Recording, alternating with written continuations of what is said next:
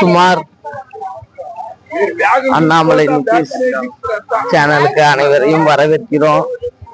இந்த கிரிவலம் விஜய் அண்ணாவோட நிம்மதிக்காகவும் அவரோட ரசிகர் என் மகன் நிதிஷோட 20வது வயசு பிறந்த நாள், அதாவது 21/3/2005 இந்த கிரிவலத்தாலதான் அவதரிச்சாரு என் மகன் நிதிஷ்.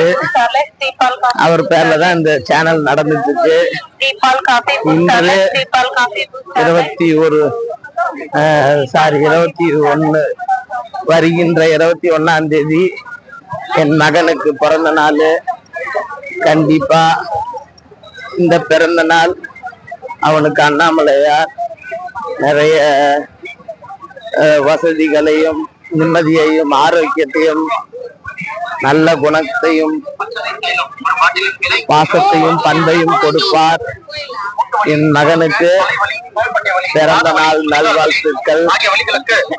இந்த பிறந்த நாள் அன்று அவர் முன்னாடி நடந்து போய்கிட்டு இருக்கிறார். ஆமா,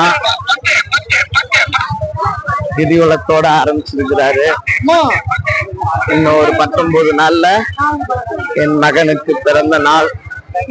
ஹாப்பி பர்த்டே நிதிஷ். அண்ணாமலையாரு உன்னை வாழ்த்துறாரு. நீ முன்னாடி நடந்துட்டு இருக்க, பின்னாடி நான் நடந்துட்டு இருக்கேன்.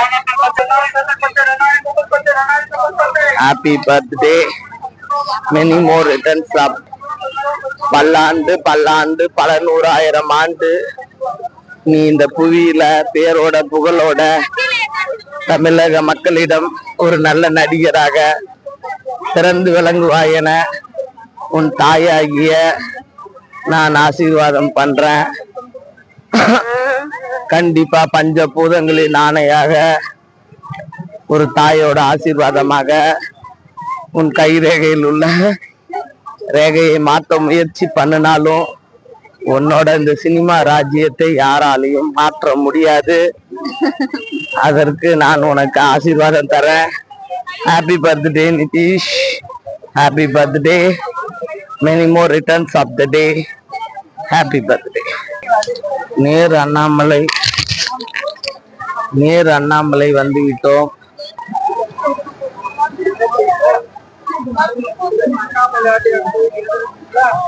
கண்டிப்பா இந்த கோயிலுக்கு நேர் அண்ணாமலை அந்த திருமலை வரும். அரோகரா அரோகரா. நிதிஷ் எப்பயுமே முருகரா வந்து வேஷம் போடுவாரு.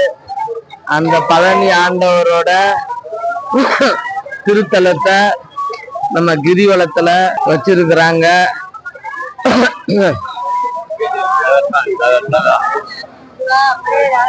கண்டிப்பா நம்ம தமிழக வெற்றி கழகத்தின் தலைவர் நமது அண்ணன் விஜய் அண்ணாவுக்கு இந்த கிரிவலம் சமர்ப்பணம்.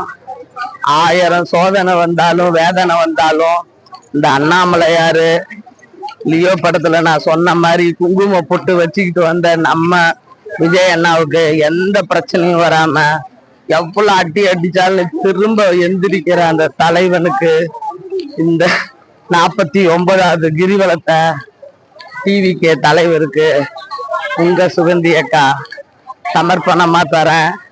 கண்டிப்பா தமிழகம் செலுத்திட எங்க அண்ணன் வந்து நின்னா நாட்ட வெல்ல, எங்க அண்ணன் வந்து நின்னா கூட்டம் வெல்ல, எங்க அண்ணன் வாழ்க்கை சொல்ல மன்னர்களின் வாழ்க்கை வரலாறு சொல்ல அப்படின்ற மாதிரி கண்டிப்பா அவரோட பெயரே மக்களுக்கு உயிராகும்.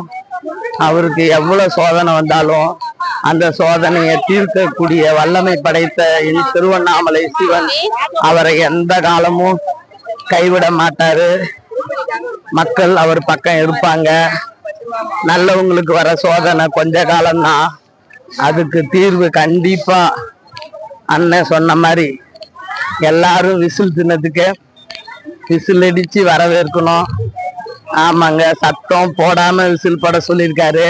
ஆனா இந்த வட்டம் சத்தம் பயங்கரமா செவுளு கிளியத்தான் போகுது. அப்படி இந்த நாட்டுல ஒரு மாற்றம் வரத்தான் போகுது. எல்லாத்தையும் அந்த மேலிருந்து சிவன் பார்க்கிறாரு. ஒவ்வொரு ஆளுமையிலையும் ஒவ்வொரு வல்லமை இருக்கும். அந்த வல்லமை மிக்க விஜய் அண்ணாவுக்கு இந்த கிரிவலத்தின் பலன்களை சுகந்தி அக்கா மூலியமா நான் அள்ளித்தரேன். நான் எதையும் எதிர்பார்க்கல. அவருக்கு நிம்மதியை கொடுக்கணும். இறையருள் மிகுந்த சிவனுடைய அவருடைய அனுக்கிரகம் கிடைக்கணும். மக்களுக்கு அவர் மேல உள்ள மதிப்பு என்னைக்கும் குறையக்கூடாது.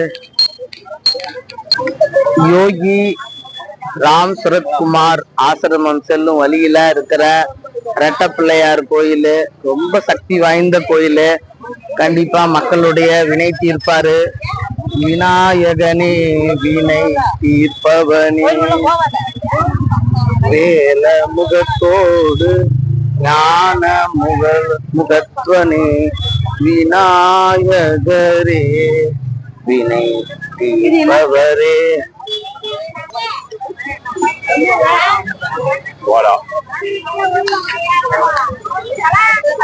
பாருங்க, வெளிநாட்டுலவர்களுக்கு கூட நம்ம சிவன் எப்படி காட்சி அளிக்கிறார் பாருங்க. இந்த மாதிரி ஒவ்வொரு கிரிவலத்துக்கும் மேலை நாடுகள்ல இருந்தும் சிவனை தரிசிக்க, சிவனுடைய அருள் பெற நம்ம நாட்டுக்கு வந்தாரை வாழக்கும் தமிழ்நாட்டுக்கு வெளிநாட்டினரும் சிவனை எப்படி மதிக்கிறாங்க பாருங்க. கண்டிப்பா கிரிவலத்துல பௌர்ணமி நம்ம கூட வருது, பாத்துக்கங்க. நமக்கு மேல நம்ம பௌர்ணமி நிலவோட இந்த 49வது கிரிவலம் கண்டிப்பா டிவிகே அண்ணனோட நிம்மதியையும் சந்தோஷத்தையும் இந்த கடவுள் கொடுத்து, இந்த தமிழகம் விரும்பும் ஒரு நல்ல தலைவனுக்கு வாய்ப்பை கொடுத்து, அவர் மேல பரப்பும் அவதூறுகளை துடைத்து, அவர் நின்று சிவன் நின்று வழி நடத்தும் என் விஜய் அண்ணாவிற்கு எந்த துயரமும் வராமல் அமைதியையும் சந்தோஷத்தையும் அள்ளி கொடுக்க வேண்டும் என்று இந்த கிரிவல பலனில் வானத்தில் நம்ம சிவனுடைய பாருங்க அந்த பௌர்ணமியோட அண்ணங்கிட்ட வேண்டிக்கிறோம். கண்டிப்பா இந்த பௌர்ணமி அவருடைய வாழ்க்கையில மிகப்பெரிய ஒளியை ஏத்தணும். அண்ணே, உங்க விசில் சத்தம் கண்டிப்பா விண்ணை தொடதான் போகுது. நான் அத நம்ம பௌர்ணமி கிரிவலத்துல சிவன் கிட்ட ஒப்படைக்கிறேன். கண்டிப்பா உங்களுக்கு நல்ல தீர்வை கடவுள் கொடுப்பாரு. நீங்க கவலையே படாதீங்க. உங்களுக்காக உசுரை கொடுக்க கோடி பேர் இருக்கிறோம். அதற்குண்டான சிவன் தான் அந்த மருந்தை தர வேண்டும். அதற்கு தான் அவர் மருந்தீஸ்வரராக கூட திருவான்மியூரில் அமைந்திருக்கிறார். கபலத்தை காப்பாற்றக்கூடிய கபாலீஸ்வரர் மயிலாப்பூரில் இருக்கிறார். இப்படி ஒவ்வொரு தலங்களிலும் ஜலகண்டேஸ்வரராக போரூரில் அமைந்திருக்கிறார். ராமேஸ்வரராக போரூர் பாலசுப்பிரமணியன் கோயிலில் அமைந்திருக்கிறார்.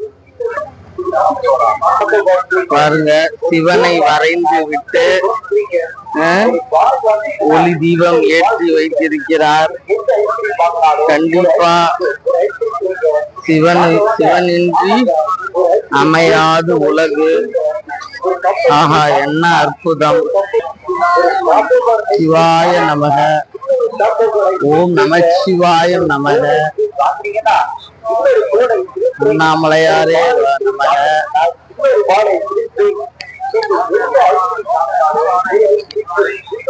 கிரிவல பலன் ஏழை எளியோர்கள்